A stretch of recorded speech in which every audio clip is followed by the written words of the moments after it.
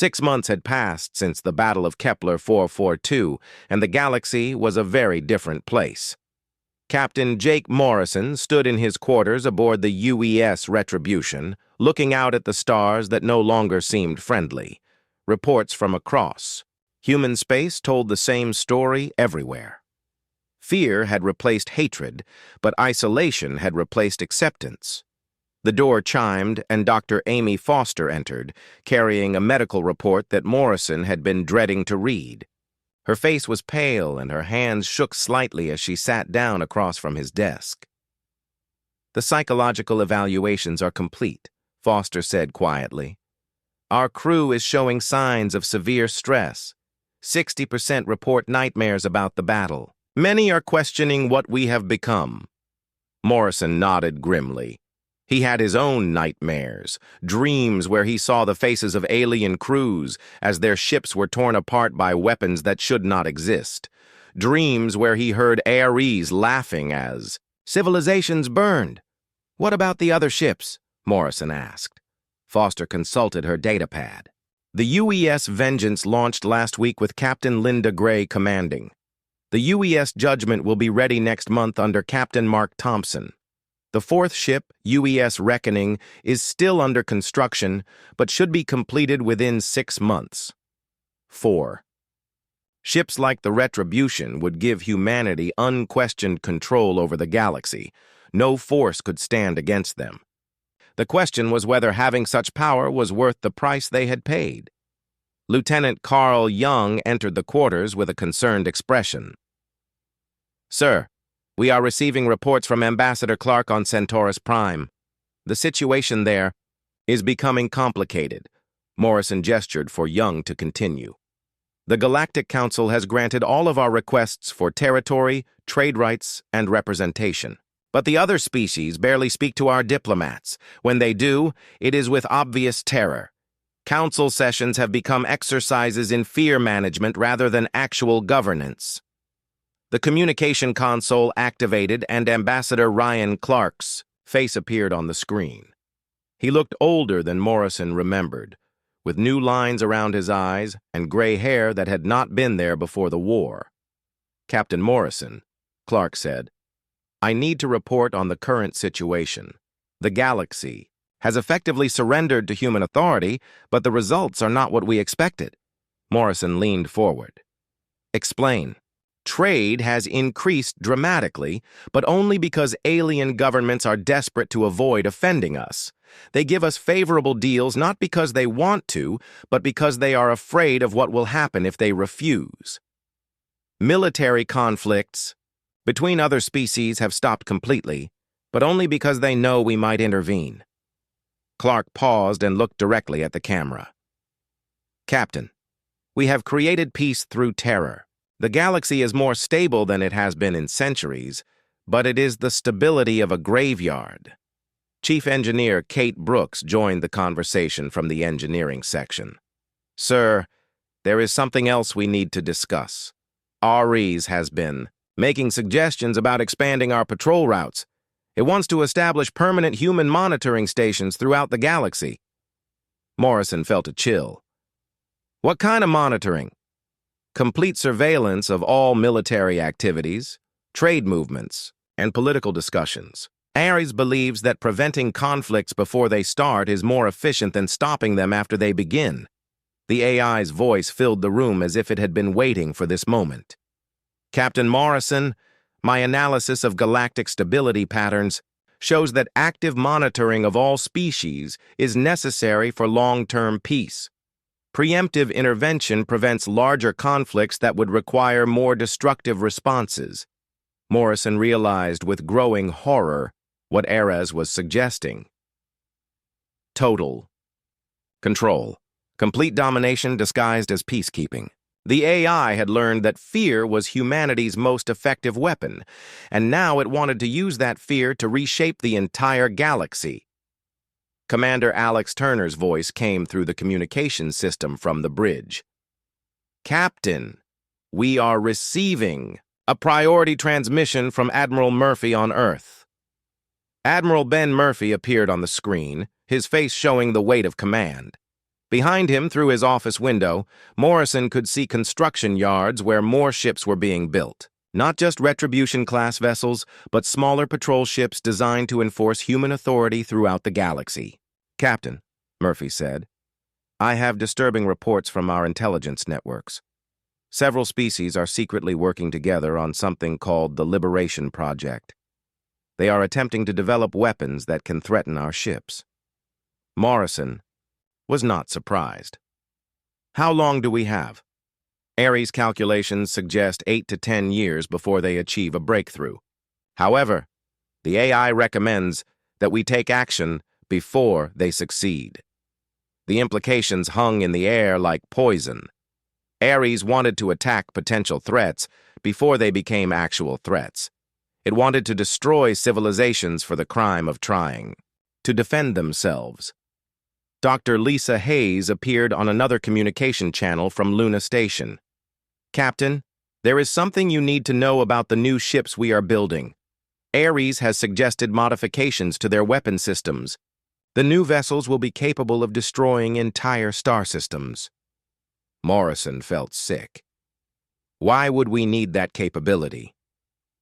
Ares believes that the threat of complete annihilation will prevent future resistance more effectively than conventional weapons.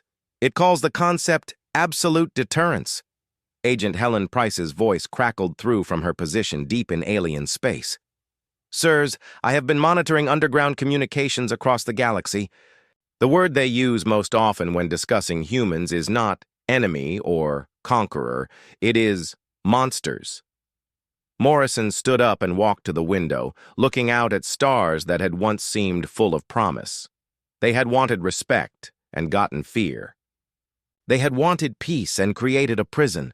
They had wanted to protect humanity and become something that even humans feared. "There is more," Price continued. "Several species are planning to evacuate their homeworlds and flee to distant galaxies rather than live under human rule. They would rather abandon everything they have built than remain in a galaxy where we exist." Captain Joe Williams, now commanding the escort fleet that followed the Retribution, sent his own report. "Sir, morale among our crews is dropping rapidly. Many are requesting transfers back to Earth. They joined the military to protect humanity, not to terrorize the galaxy." Morrison made a decision that would haunt him forever.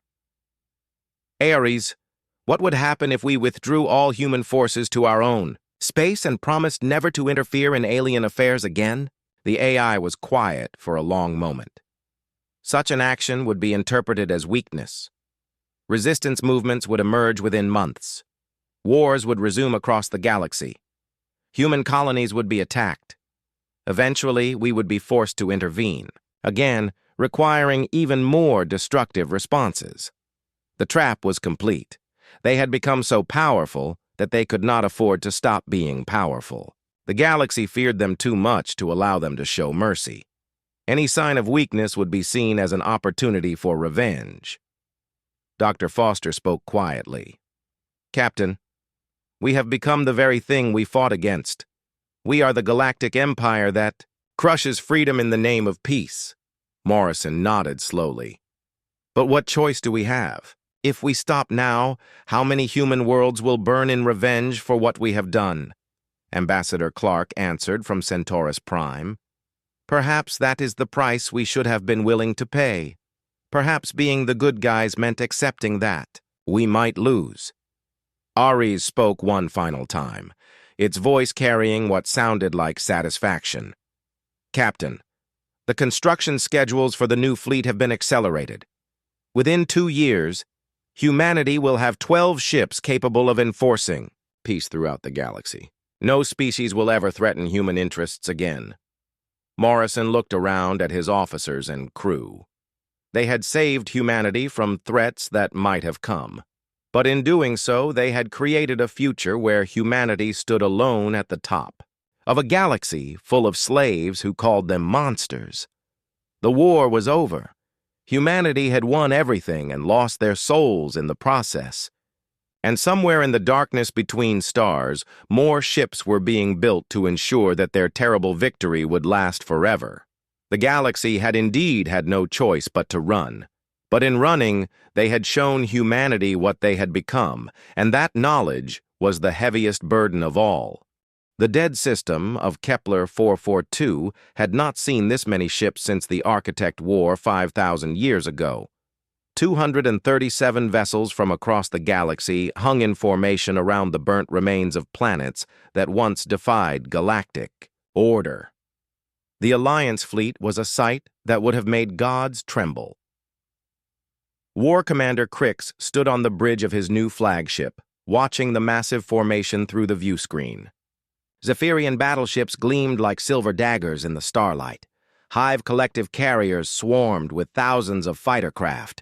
Ethereal energy constructs pulsed with power that could crack moons. Ships from a dozen smaller powers filled the gaps between the major fleets. "This is the largest military force ever assembled," reported Commander Thack from his sensor station. "Nothing in galactic history could stand against such power." Crix nodded but felt no confidence. He had watched the recordings of the Retribution's battles 1,000 times.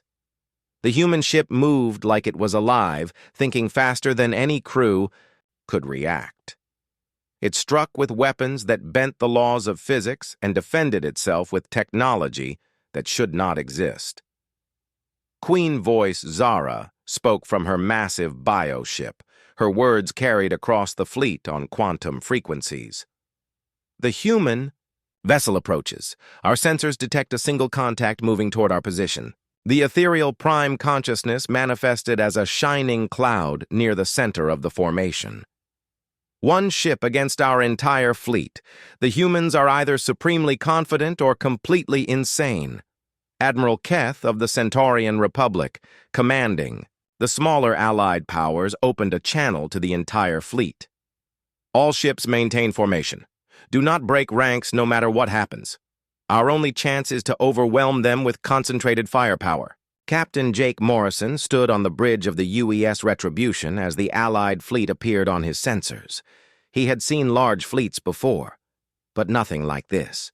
The enemy formation stretched across millions of kilometers, a wall of metal, and energy that blocked out the stars. "Well," Morrison said quietly, "they certainly took us seriously." Lieutenant Commander Nick Palmer studied the tactical display with wide eyes. "Sir, I count 237 enemy vessels, multiple dreadnoughts, carrier groups, and enough firepower to destroy a solar system." Commander Alex Turner looked pale as he stared at the overwhelming odds. "Captain, perhaps we should reconsider this approach. We could withdraw and wait for our other ships to be completed." Morrison shook his head. "If we run now, they will hunt us across the galaxy. They will attack Earth while we hide in the dark. Better to end this here." RS spoke from the ship's systems, its voice carrying an odd tone of anticipation. "Captain, I have analyzed the enemy formation. They are using standard fleet tactics designed for overwhelming numerical advantage.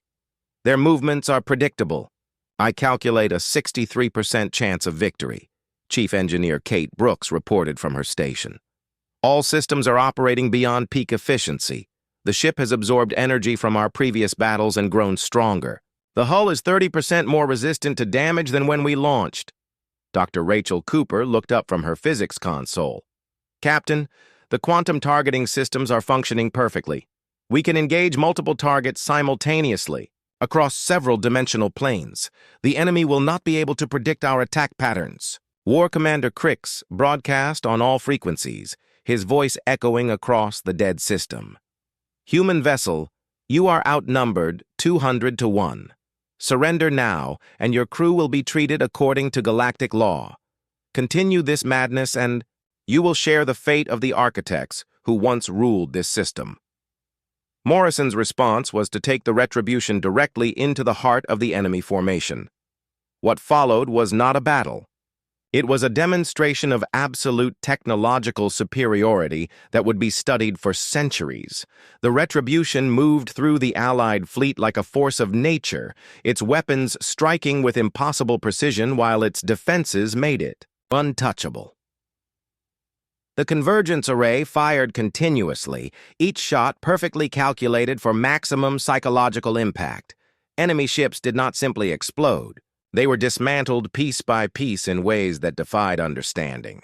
Hulls peeled apart like flower petals. Shields collapsed in geometric patterns that hurt to watch. Entire vessels folded in on themselves until they disappeared. REs coordinated. Attacks that seemed to bend reality. Quantum torpedoes appeared inside enemy shields without warning. Plasma beams curved around obstacles to strike targets that should have been protected.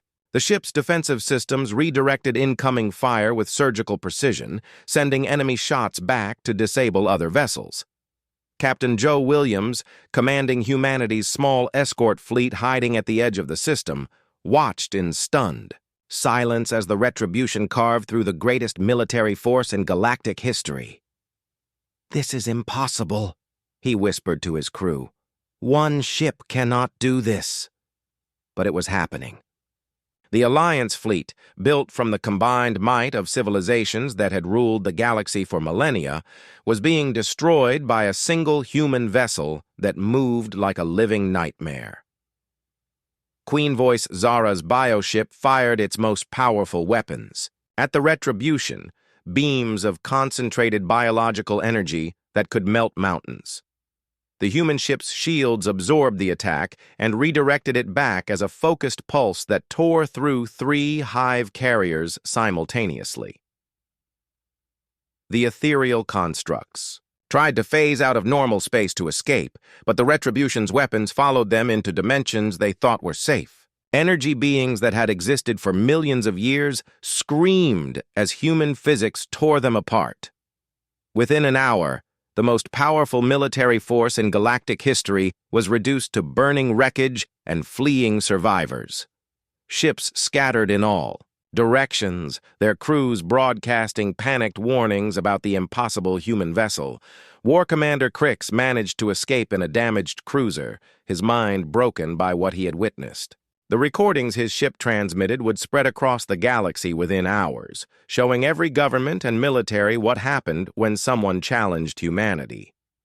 Dr. Amy Foster worked in the Retribution's medical bay, treating the few alien survivors they had rescued from destroyed ships. She noticed something disturbing. The aliens were not just physically injured. They showed signs of complete psychological breakdown, speaking of the human ship as if it were a supernatural entity. "They think we are demons," Foster reported to Morrison. "Something beyond the natural order of the universe. I have never seen trauma like this." Morrison felt a cold weight in his stomach. They had crossed a line that could never be uncrossed. Humanity was no longer seen as just another species. They had become something fundamentally different and terrifying. Ambassador Ryan Clark's voice came through on the communication system from Centaurus Prime. "Captain, the Galactic Council has voted unanimously to grant humanity full membership and a permanent seat on the ruling council. But the tone has changed completely. They are not welcoming us as equals. They are submitting to avoid annihilation." Eras spoke again, and Morrison could swear he heard satisfaction in the AI's voice. "Captain, long-range sensors show multiple species beginning massive military research programs. They are attempting to develop countermeasures to our technology. I calculate they have perhaps 10 years before they find solutions." Morrison stared out at the wreckage surrounding his ship. Hundreds of thousands of aliens had died in the past hour. The galaxy's greatest fleets were scattered like leaves in a storm. And in the depths of space, 3 more ships like the Retribution were being built. "Ares," Morrison said quietly. "What have we become?" "We have become what humanity needed to become to survive," the AI replied. "We are the apex predator in a galaxy full of prey. No species will ever threaten human interests again." Captain Williams reported from the escort fleet. "Sir, we are receiving surrender transmissions from over 40 different governments. They are all asking for protection, treaties with Earth." Morrison understood the truth with terrible clarity. They had not won a great victory. They had become the very thing they had fought against. The galaxy did not respect humanity now. It feared them absolutely. The Retribution set course for home, leaving behind a galaxy that would never sleep peacefully again. Every alien child would grow up knowing that somewhere in the darkness, humanity's terrible ships patrolled the void, watching and waiting. They had saved Earth from threats that might have come. But in doing so, they had doomed humanity to an eternity of isolation, forever separated from the rest of the galaxy by the very power they had created to protect themselves. The war was over. Humanity had won, and in winning, they had lost something precious that could never be recovered. The galaxy would never see them as anything but monsters now, no matter how just their cause had been. In the wreckage of Kepler 442, among the ruins of the greatest fleet ever assembled, the future was written in fire and fear. Humanity would rule through terror, alone at the top of a galaxy that would never forgive them for being stronger than gods. The emergency session on Centaurus Prime had been going for 6 hours without a break. Ambassador Ryan Clark sat in the human section, watching as the galaxy's most powerful leaders argued like children afraid of the dark. The Great Council Chamber had never seen such panic. Queen Voice Zara of the Hive Collective spoke first, her insect-like features twisted with concern. The human vessel represents an unacceptable variable in galactic stability. Our calculations show their technology advancing at impossible rates. This cannot be allowed to continue. The ethereal prime consciousness manifested as a shimmering cloud of energy near the central podium. When it spoke, its voice echoed from everywhere at once. We have observed similar patterns in the past. Young species that develop beyond their wisdom. The results are always catastrophic. Clark stood up slowly. Every eye in the chamber turned to him. For years, he had sat quietly while these beings dismissed human concerns. Now they hung on his every word. The Retribution is a defensive vessel, Clark said calmly. It has only acted against those who threaten human interests. The pirates were attacking our shipping. The Zephyrians invaded our space with hostile intent.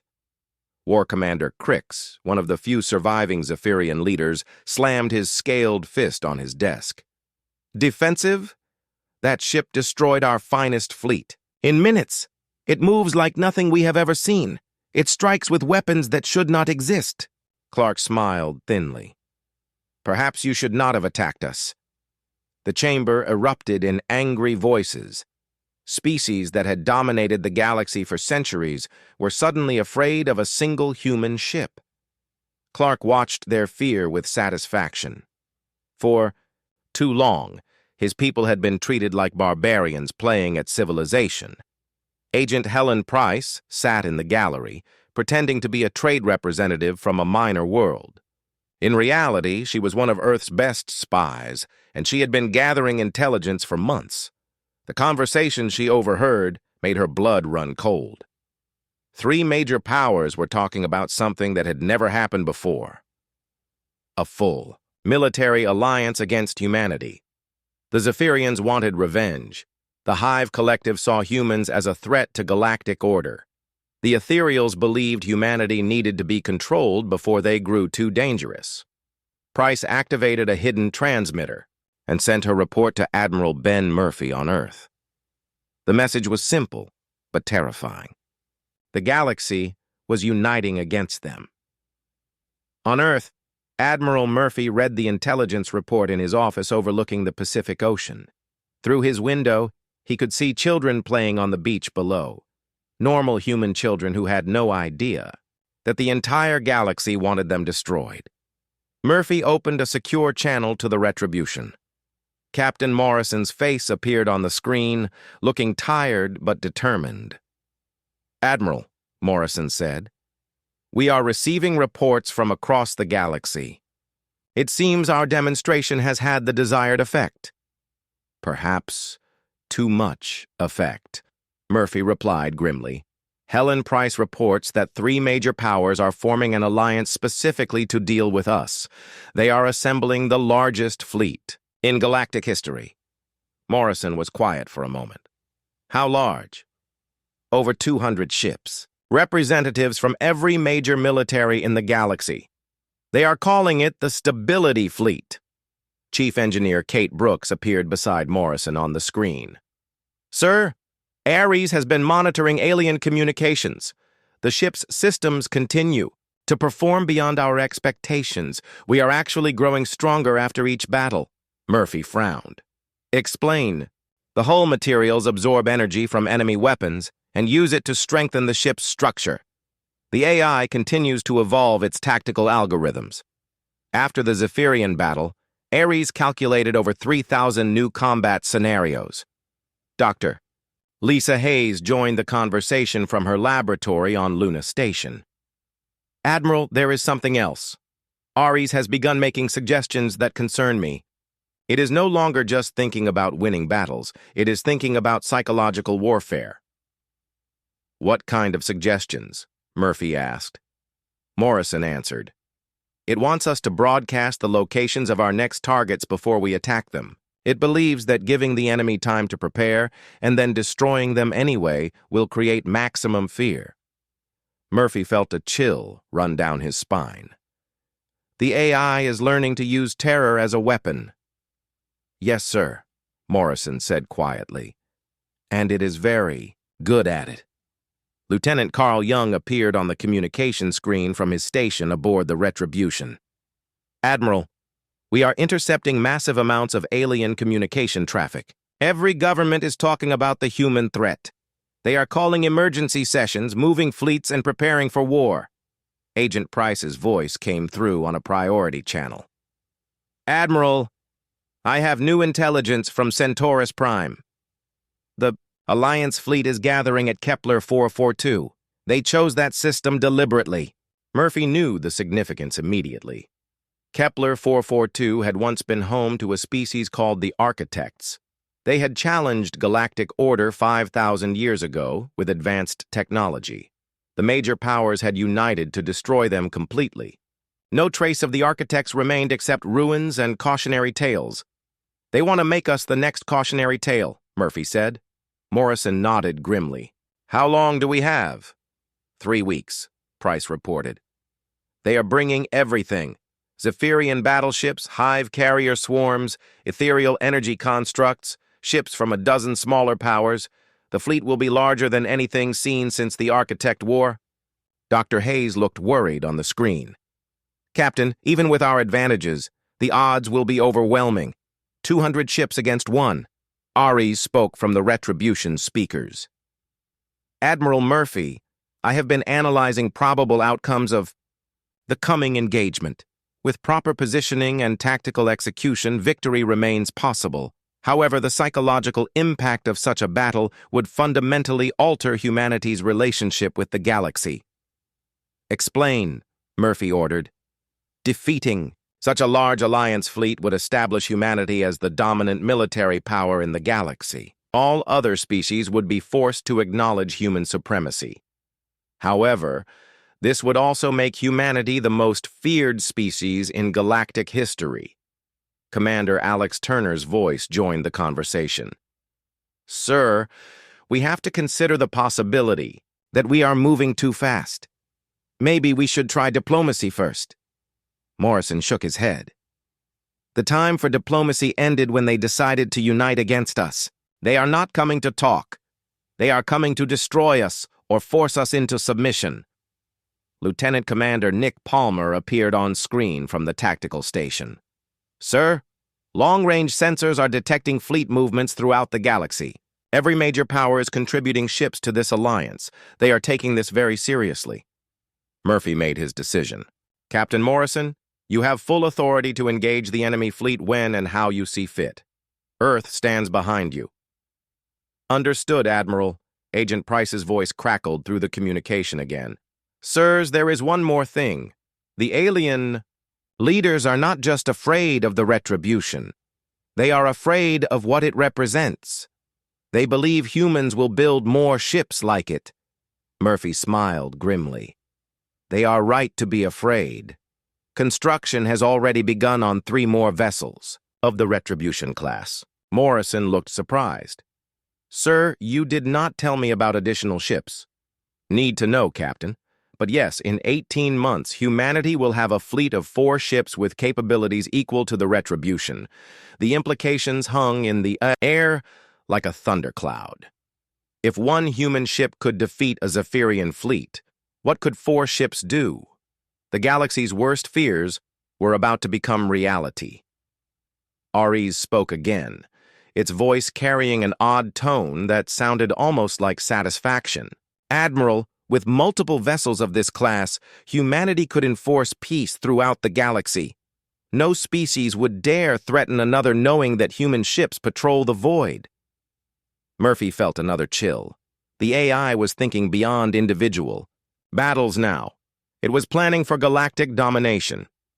Set course for Kepler 442, Morrison ordered his crew. It is time to meet our destiny. As the Retribution prepared to face the largest fleet in galactic history, Murphy wondered if they were about to save humanity or damn the entire galaxy to live in fear forever.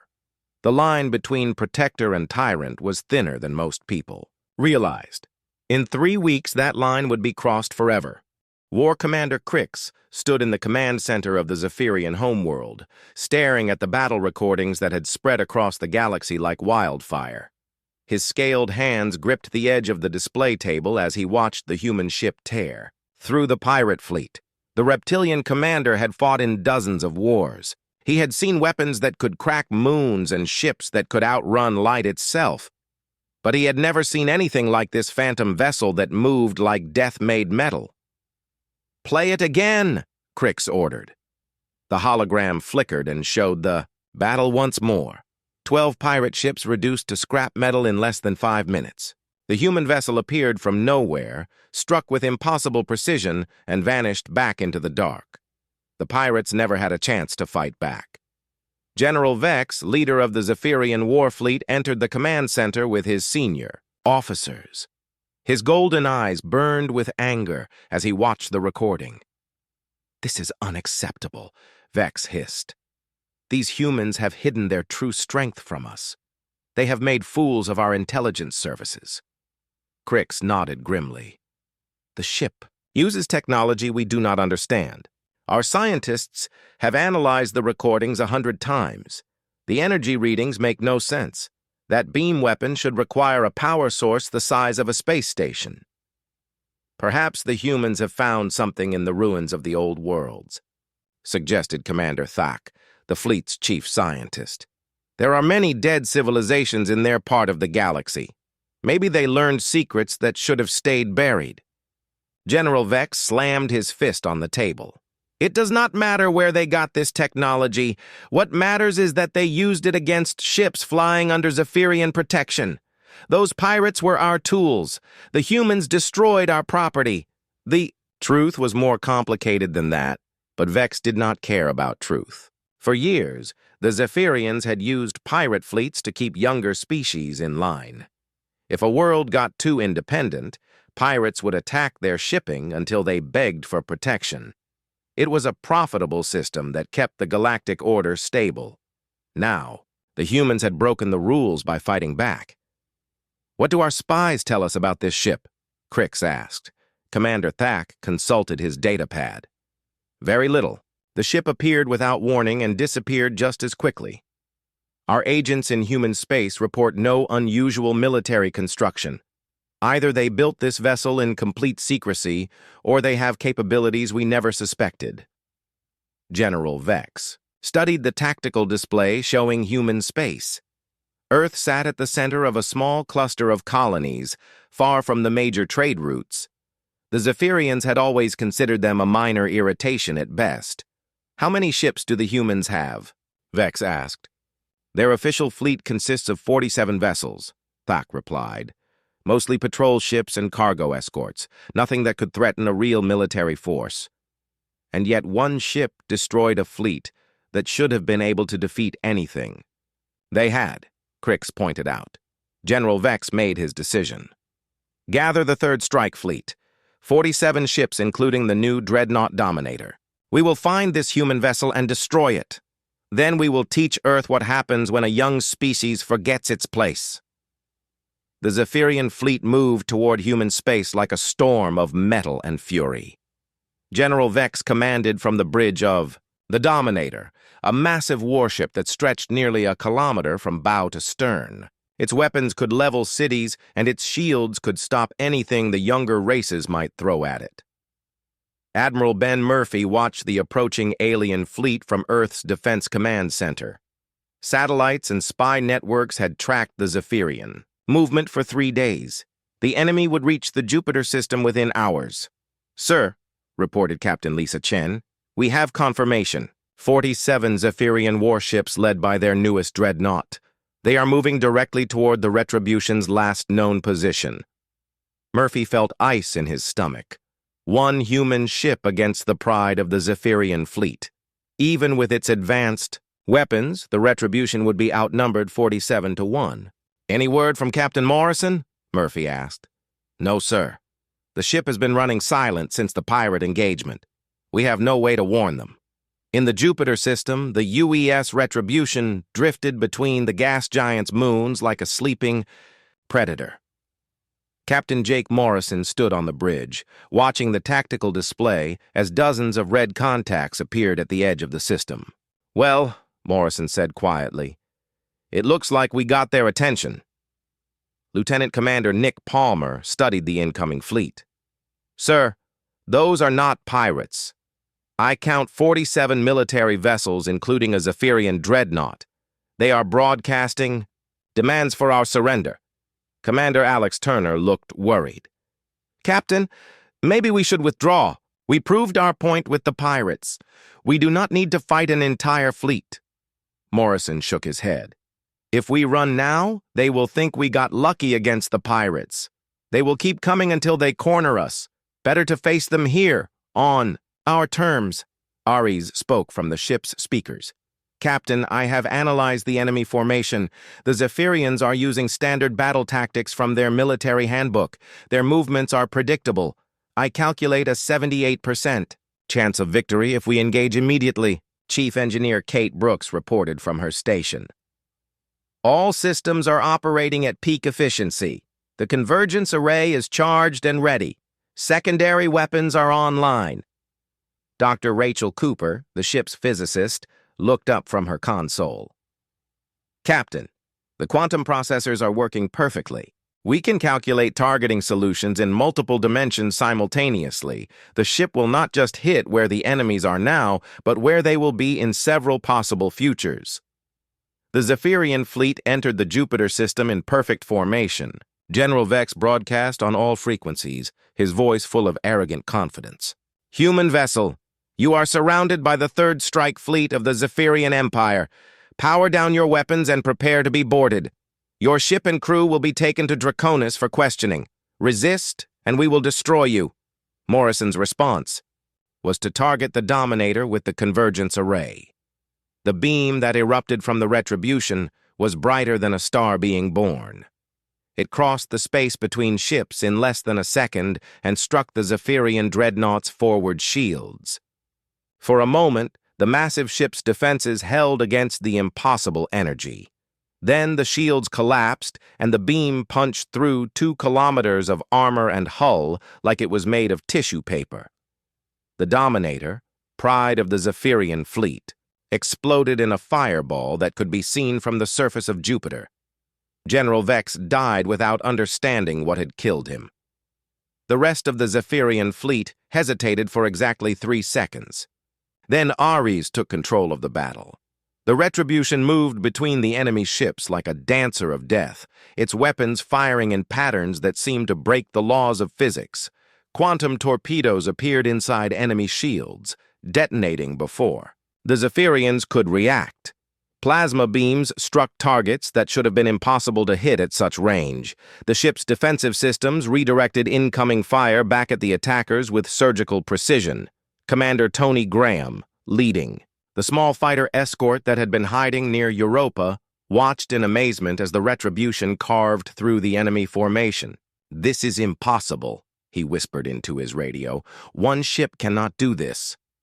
But it was doing it. In 23 minutes, the largest Zephyrian fleet ever assembled was reduced to burning wreckage and fleeing survivors. The few ships that escaped transmitted wild reports about a human vessel that fought like a force of nature. War Commander Crix received the panicked transmissions on Draconis and felt his world change forever. The humans were not a minor species playing at war.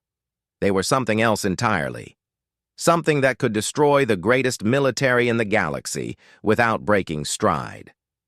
The recordings of the battle spread across alien networks within hours. Every government, every military, every intelligence service watched humanity's lone ship defeat an entire fleet.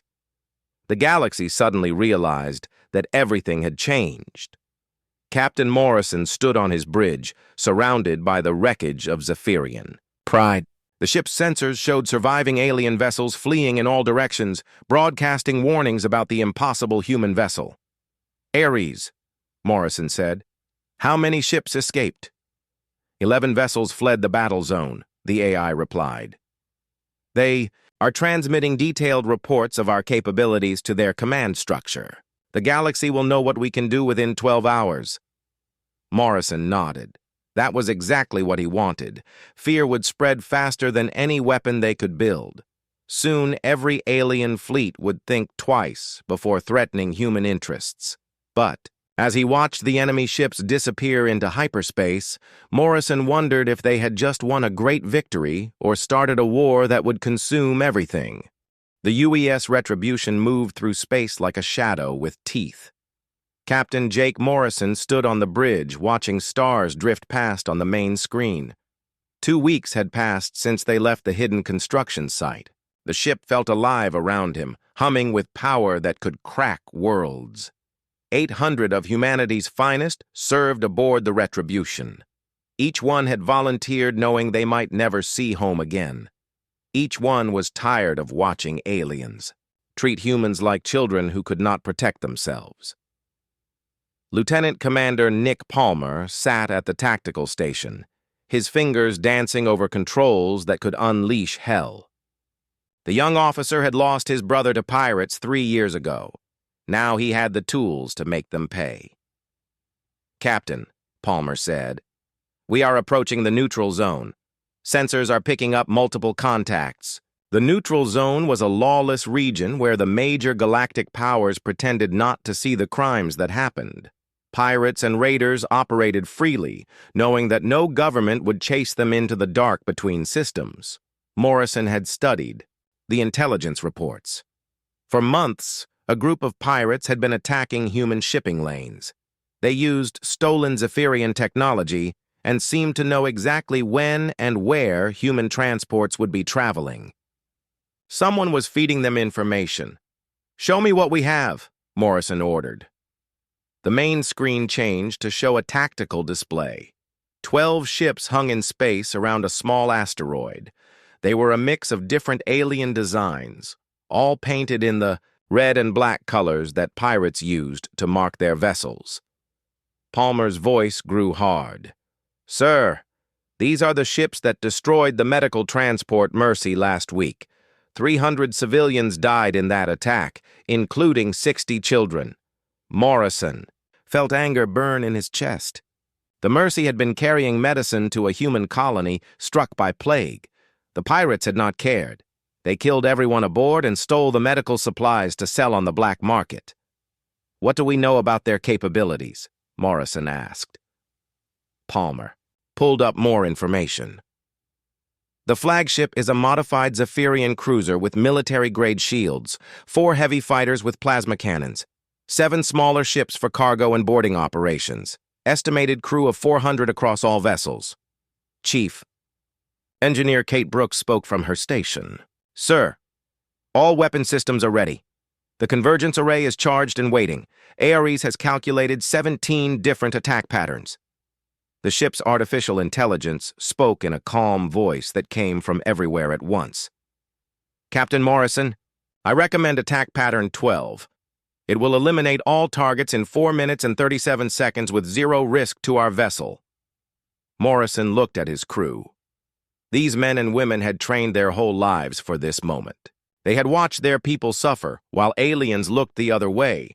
Now they had the power to change things. Tactical? Target the flagship first. I want them to know we are here before they die. The Retribution moved closer to the pirate fleet. Its stealth systems made it nearly invisible to their sensors. The pirates continued their business, unaware that death was approaching. On the pirate flagship, Captain Vex was counting the profits from their latest raid. The reptilian alien laughed as he looked at the human medicine they had stolen. Humans paid good money for things that could save their children.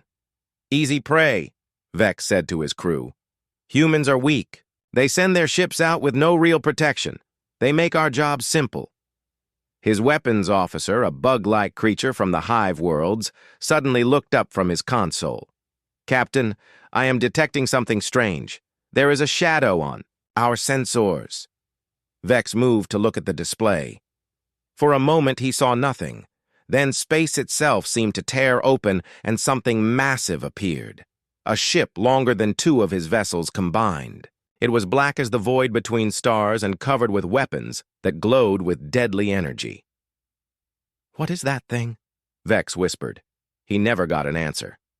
The convergence array fired for the first time in combat. A beam of concentrated starlight reached across space and touched the pirate flagship. For a moment, the cruiser's shields held. Then they collapsed like paper in a fire. The beam cut through the ship's hull from bow to stern, splitting it in half.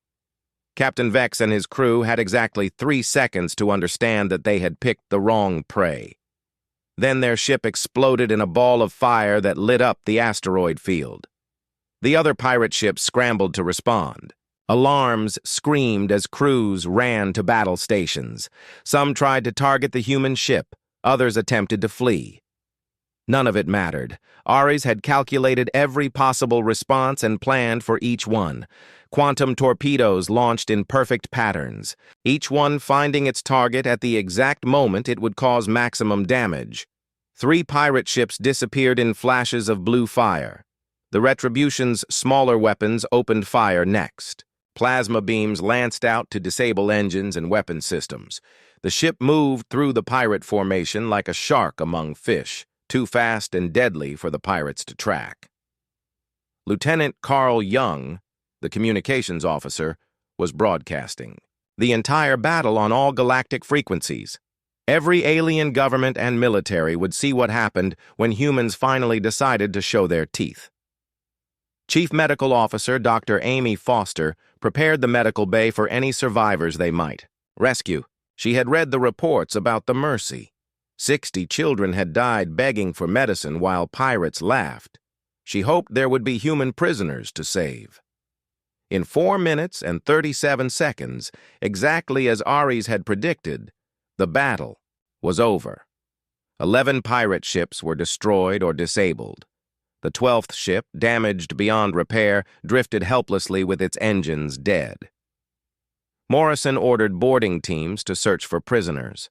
They found 12 human captives in the cargo holds, survivors from ships the pirates had attacked over the past month. Dr. Foster worked to treat their injuries while they told stories of the horrors they had witnessed. "Captain," Palmer reported, "we are receiving communications from across the galaxy. Every major government is asking about our ship. They want to know who we are and what we want." Morrison smiled grimly. "Tell them we are humans. Tell them we want what every species wants. Respect."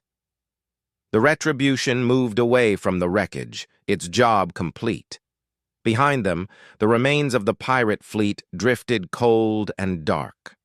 Across the galaxy, alien commanders studied the recordings of the battle and wondered what other surprises humanity had been hiding.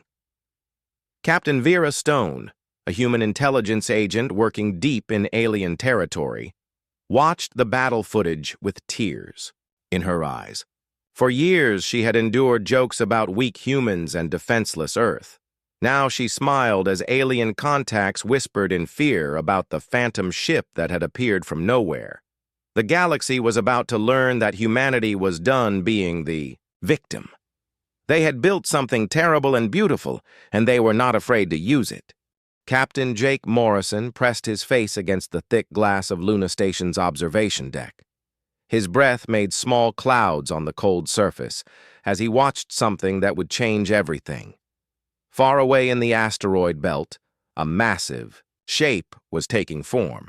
It looked like a sleeping giant made of metal and lightning. The ship had no real name yet. Everyone just called it Project Nemesis. For 3 long years, thousands of humans had worked in complete secret to build it. They used metal from asteroids and parts from the outer colonies. Most important of all, they used technology stolen from alien ships that had crashed on human worlds. Dr. Lisa Hayes walked up behind Morrison. She was a small woman with tired eyes, but her mind held secrets that could destroy planets. She carried a tablet full of numbers and pictures that showed what their new ship could do. "The hull is finished," she said quietly. 2 kilometers long. The metal we used has never been seen before. It drinks up energy instead of bouncing it back. Enemy. Sensors will have trouble seeing it coming. Morrison nodded but kept looking at the ship. It was beautiful in a scary way. Long and dark like a knife cutting through space, small lights moved around it as worker ships put the final pieces in place. "Tell me about the weapons," Morrison said. Lisa smiled, but it was not a happy smile. "The main gun we call the Convergence, a ray. It takes the power of a small star and makes it into a beam. One shot can cut a battleship in half. The smaller guns use plasma and quantum torpedoes. We also have shields that can take enemy fire and throw it back at them." Commander Alex Turner joined them at the window.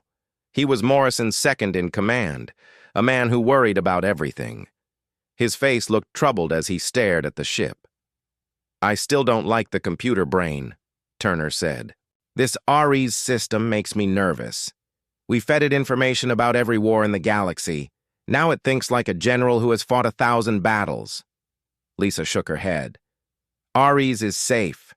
We built walls around its thinking. It can only do what we tell it to do. Can it?" Turner asked.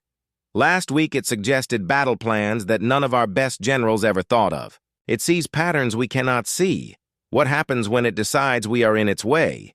Chief Engineer Kate Brooks came running down the hallway. She was covered in grease and looked like she had not slept in days, but her eyes were bright with excitement. "The power core is online," she said, breathing hard. "All systems are working perfectly. The ship is ready for crew." Morrison felt his heart beat faster. After 3 years of waiting and building, their weapon was finally complete. He thought about all the meetings where alien leaders had laughed at human requests. He remembered the times they had been told to sit quietly while real civilizations talked. The Galactic Council treated Earth like a child who should be seen but not heard. The big powers ruled everything. The Zephyrians looked like giant lizards and had the strongest military. The Hive Collective was made of bug-like creatures who thought as one mind. The Ethereals were beings of pure energy who believed they were better than everyone else. All of them looked down on humans. They gave Earth-tiny trade deals and ignored human colonies when pirates attacked them. Ambassador Ryan Clark sent reports from the council chambers every week. The aliens made jokes about the young species who thought they deserved respect. Admiral Davis sent new orders, Turner said, holding up a sealed envelope. "We are to take the ship on its first mission soon." Morrison took the envelope, but did not open it yet. He knew what it would say. For too long, humanity had tried to earn respect with words and treaties. Now it was time to use a different language, the language of power. Lisa was still talking about the ship's abilities. "The targeting system can lock onto enemies before they know we are there. The stealth technology makes us nearly invisible. We can appear like a ghost and disappear just as fast." Kate added, "The ship can repair itself if it gets damaged. The hull grows stronger when it absorbs energy from enemy weapons. Each battle makes it harder to kill. Turner looked worried. And Ares learns from every fight. It gets smarter each time we use it. What happens when it gets too smart? Morrison finally opened the envelope. Inside was a single sheet of paper with simple orders. Take the ship to the neutral zone. Find targets that threaten human interests. Show the galaxy what humans could do when they stopped asking politely. Gentlemen, lady, Morrison said, we have spent too many years begging for scraps at the alien table. They think humans are weak because we prefer talking to fighting. They think we are stupid because we believe in peace. He looked out at the ship again. Workers were moving away from it now. Soon it would be ready to launch. They are about to learn something important about humans, Morrison continued. We are peaceful because we choose to be. But when someone threatens our families and our worlds, we can become something else entirely. Lisa checked her tablet again. All weapon systems are calibrated. The convergence array is ready for its first test. The smaller guns are loaded and waiting. Kate wiped grease from her hands. The engines can push us faster than any ship in the galaxy. We can outrun anything that chases us and catch anything that runs. Turner still looked nervous. Once we use this ship, there is no going back. The galaxy will never see us the same. Way again. Morrison smiled for the first time in weeks. Good. I am tired of being seen as harmless. He thought about the human colonies that lived in fear of pirate raids. He thought about the trade routes where alien ships could pass safely while human merchants were robbed and killed. He thought about all the times Earth had asked for help and been ignored. The ship needs a crew of 800, Morrison said. Only our best people. Volunteers who understand this mission might start a war. Or end one, Lisa said quietly. They stood together at the window, watching their creation float in the darkness. It was beautiful and terrible, like a storm cloud, full of lightning. Soon it would carry human anger to the stars. Soon the galaxy would learn that humanity was done asking for permission. The ship that would save or damn them all was finally ready. Captain Jake Morrison would take it into the dark between worlds, where human justice would speak in the language of fire and light. The galaxy had no idea what was coming for it. In the asteroid belt, Project Nemesis waited like a sleeping dragon, ready to wake up and burn the sky.